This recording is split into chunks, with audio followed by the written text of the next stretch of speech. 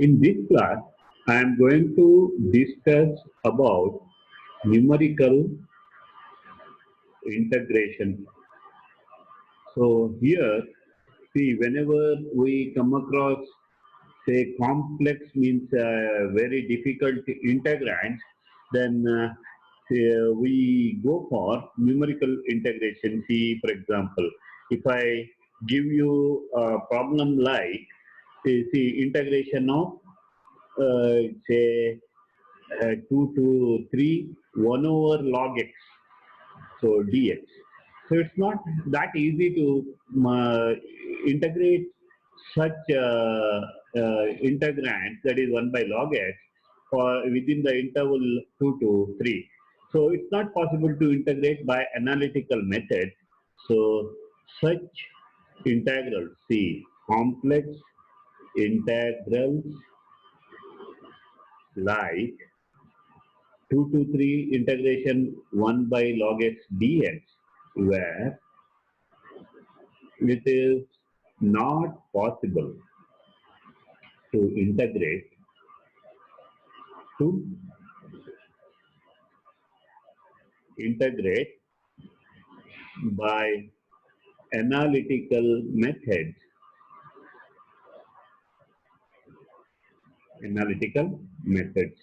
So such integrals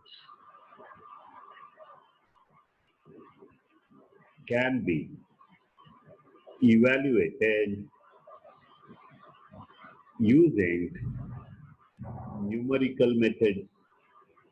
So I go for numerical method. So whenever we come across very complex integrals, complex in the sense, don't take that as complex number. So difficult, I can say. Whenever we come across difficult integrands to integrate, if it is not possible to integrate by analytical method, then we go for numerical methods.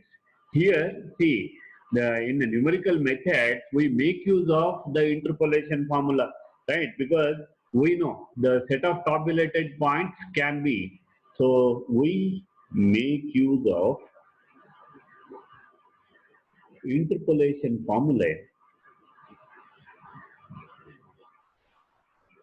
interpolation formula to find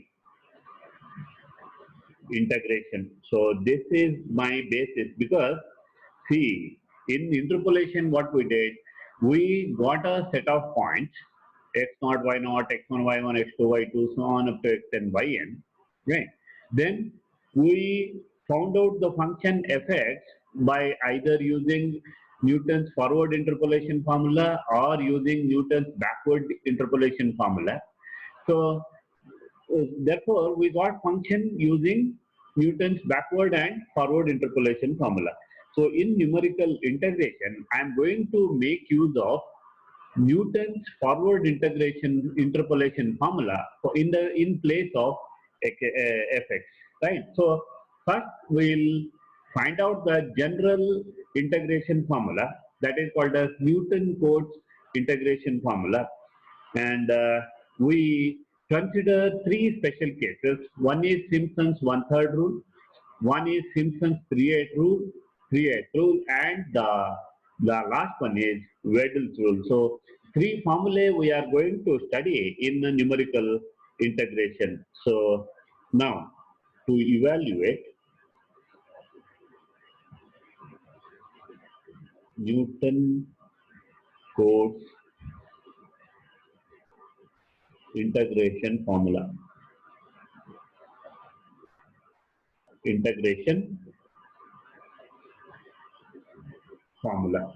So here I'm going to consider, let us consider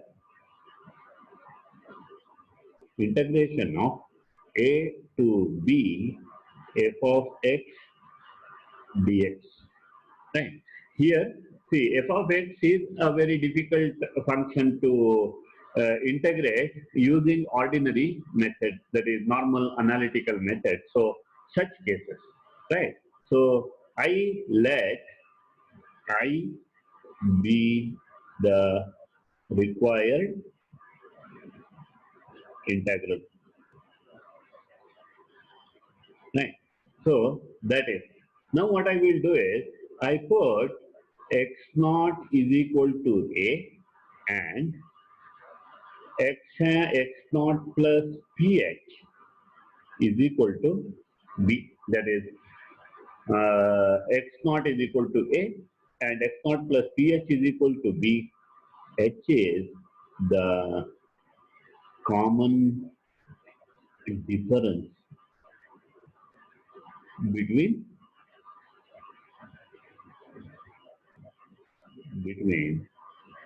two consecutive xi's. Right. So here I'm going to consider, see, this clearly indicates, see, x naught plus ph is equal to nh, sorry, this is x naught plus nh, this is not ph, x naught plus nh is equal to b. So here, this clearly indicates I am considering the xi's which are equally spaced. Therefore, x naught is b is x naught plus n times h. Right? I am dividing the interval AB into n number of equal parts here. N number of equal parts. Right? Now, consider. Therefore, I is equal to integration from x naught to x naught plus nh f of x dx, right? So this is my I now, right? Integration. Let I be the integral I said, let I be the required integral. I have put x naught is equal to a and b will be x naught plus n times h. This n is an integer. I am dividing AB, the interval AB into n number of equal parts, so n has to be an integer, right? So this is my equation 1. I consider equation 1 as x naught to x naught plus nh f of x dx. So in the integral a to b f x dx is written as x naught to x naught plus nh, right? Now I consider f of x by Newton's forward difference formula, that is, let x is equal to x naught plus ph, right? And let this lie at the beginning of the table. I assume that it lies in the beginning of the table. Then we make use of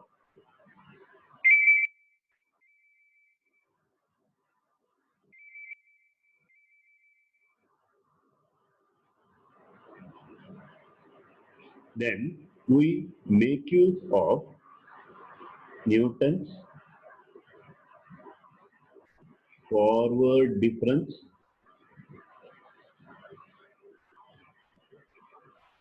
interpolation formula.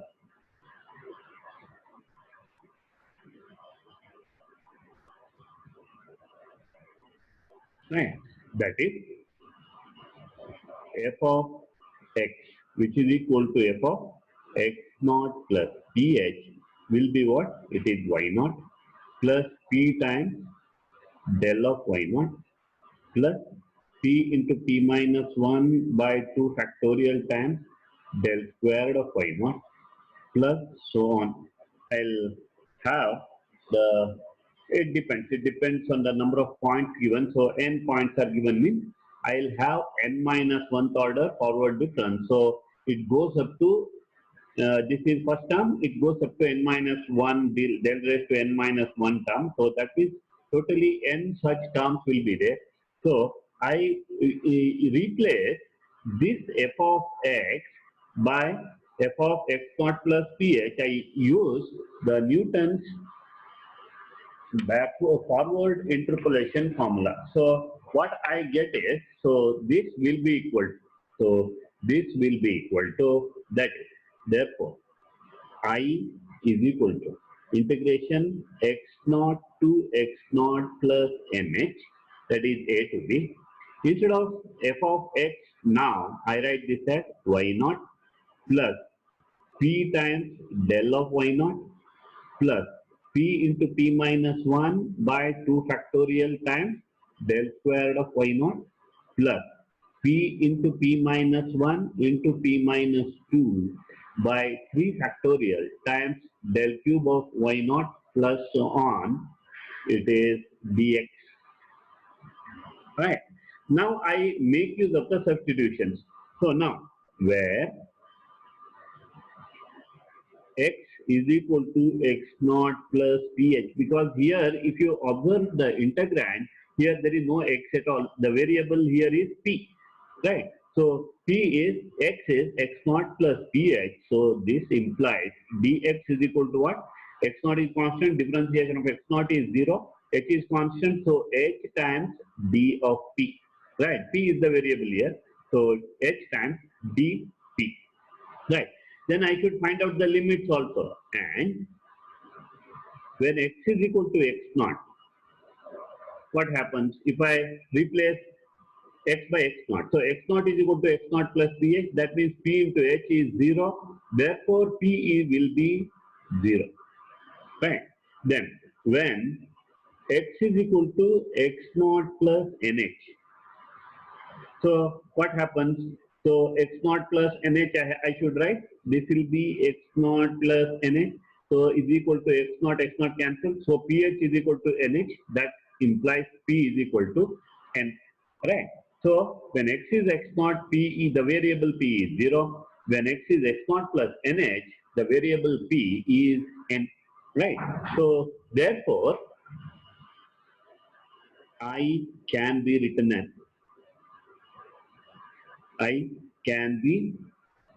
as I is equal to integration. Now see, when x is x naught, p is 0.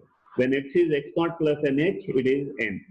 Right. Then these terms they remain the same. Y naught plus p times del of y naught plus p into p minus 1 by 2 factorial is 2 times del squared of y naught plus p into p minus 1 into p minus 2 by 3 factorial times del cube of y naught plus so on, right, into dx will be what? It is h into dp, right? H times dp, because dx is h times dp. So h is a constant, I take that out. It is the common difference between the two consecutive points. Therefore, I is equal to h times integration from 0 to n. It is y naught plus p into del of y naught, because see, this del of y naught and all we get from the forward difference table, plus p into p minus 1 is p squared minus p, half of p squared minus p, right, into del squared of y naught plus so on. I write because I need not consider the highest degree terms. So now I integrate this. That is, I is equal to h into, I integrate this p into y naught, because y naught times dp. So p dp integration is p squared by 2 into del of y naught plus half of p squared integration is what? P cubed by 3 minus p integration is p squared by 2 into del squared of y naught plus so on, from the limits are 0 to n. Right. So now I substitute the value. So p, if I put n is equal to 0, therefore what is the value of I? I is equal to h times, so it is n into y naught plus n squared by 2 del of y naught plus 1 by 2 times n cubed by 3 minus n squared by 2 del squared of y naught plus so on. So this is Newton-Cotes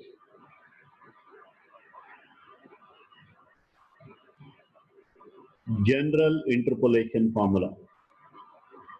General integration formula, right? So this one, this is, see, for different values of n, I get different uh, rules. That is Simpson's one-third rule, Simpson's 3/8 rule, and Wedel's rule. So here, if I put n is equal to 2, that is, if I divide the interval into even number of parts, n is equal to 2, n is equal to 4, n is equal to 6, etc. If I divide the interval into even number of parts, then I get the Simpson's one-third rule. If I divide the interval into multiple of 3 parts, say n is equal to 3, or maybe n is equal to 6, or maybe n is equal to multiple of 3, maybe 9. So if I divide the interval AB into either 3 or 6 or 9 parts, I use Simpson's 3/8 rule. That is, to use Simpson's 3/8 rule, I put n is equal to 3. Then similarly, if I put n is equal to 6, I get Wedel's rule. Right? So that we are going to, this is, in general, this is the base. So this equation A is the base for all the interpolation formulae, right? So this is called as Newton Cotes integration formula, or also it is called as quadrature formula. Newton Cotes quadrature. We call this as Newton Cotes quadrature also. Now with this, I substitute n is equal to 2. See, now Simpson's one-third rule. Simpson's one-third rule. Right? So this is my first rule, Simpson's one-third rule. So here I get, say, this for this, that is in bracket I write n is equal to 2. I put n is equal to 2. For this, we divide the interval AB, or x0 to x0 plus nh, that is AB, into even number of parts. Even number of parts. Then the formula, Simpson's one-third rule, is given by integration from x0 to x0 plus nh, f of x dx will be equal to h by 3 times y0 plus yn, that is first term plus the last term, plus it is 4 times, or 4 times, it is odd number of terms. 4 times it is y1 plus y3 plus y5 plus so on. That is odd terms. Right? Plus 2 times it is y2 plus y4 plus y6 plus so on. What is that? That is nothing but even terms. Right? Even number terms. So this is Simpson's one-third rule. Because of this h by 3, it is called as Simpson's one-third rule. So you need not worry about the proof of this. So only thing is you should know the formula, and also you should know how we get this Simpson's one-third rule. So you should remember this formula. Simpson's one-third rule is what? It is h by 3. It is y0 plus yn, the first term plus the last term, plus 4 times the sum of odd terms, y1 plus y3 plus y5 so on, plus twice the sum of even terms, y2 plus y4 plus y6 plus so on. So this is Simpson's one-third rule. The second one is Simpson's 3/8 rule. right? This I get by using or by putting n is equal to 3 in my Newton Cotes general formula. That is, I have to divide the interval into multiple of 3 parts. For this, we divide AB, that is x naught to x naught plus nh into multiple of 3 parts, multiple of 3 parts. That is 3 parts or 6 parts or 9 parts, etc. Right? I divide into multiple of 3 parts. Right? Then the formula is given by the formula is given by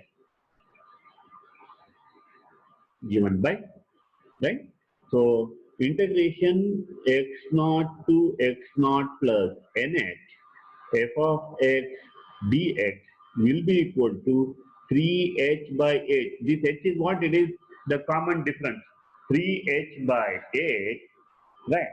So it is times y naught plus yn, the first term plus the last term, plus uh, it is 3 times, it is y1 plus y2 plus y3 will not be there, it is y4 plus y5 plus y6 will not be there, y7, y8, so on, plus 2 times, it is the multiple of 3 terms, it is y3 plus y6 plus y9 plus so on.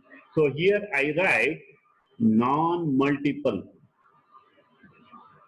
of 3 and here it is multiple of 3. So this is how you have to remember the formula. So it is 3h by 8 times y0 plus yn, the first term plus the last term, plus 3 times, it is, you add all non-multiple of 3 terms, that is y1 plus y2 plus y4 plus y5, y6 is not there, plus y7 plus y8, y9 is not there, plus y10 plus y11. So like that you have to continue, right? Then it is twice plus twice y3 plus y6 plus y9 plus 1. That is multiple of 3 terms. So this is Simpson's 3/8 rule. Then the third one is Wedel's rule. Wedel's rule. This Wedel's rule I get for n is equal to 6. If I put n is equal to 6, I get Wedel's rule. What it says is, for this, we divide interval AB, that is x naught to x naught plus nh into multiple of 6 parts, multiples of 6 parts, that is either 6 or 12 or 18 parts and so on.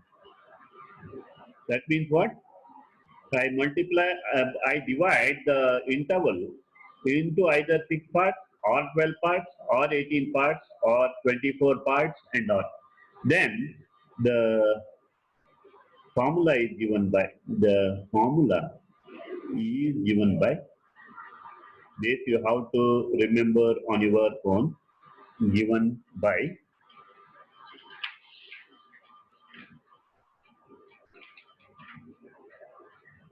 3h by 10 integration from a to b, or x naught to x naught plus nh f of x dx will be equal to 3h by 10, right, where h is the common difference.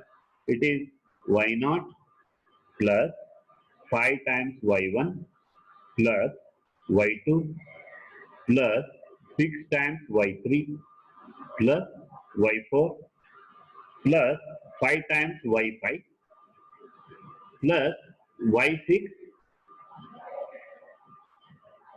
plus so on. What you have to do? Then y7 will be there plus 5 times y8 plus y9, 5 times y7 plus y8 plus 6 times y9 plus y10 plus 5 times y11 plus y12. It continues like that. See what you have to do. Instead of y, you can say y6 plus 1, that is y0. So y7 plus 5 times y8 plus, it will be 2 times y6 actually, y6 plus 5 times y7 plus y8 plus 6 times y9.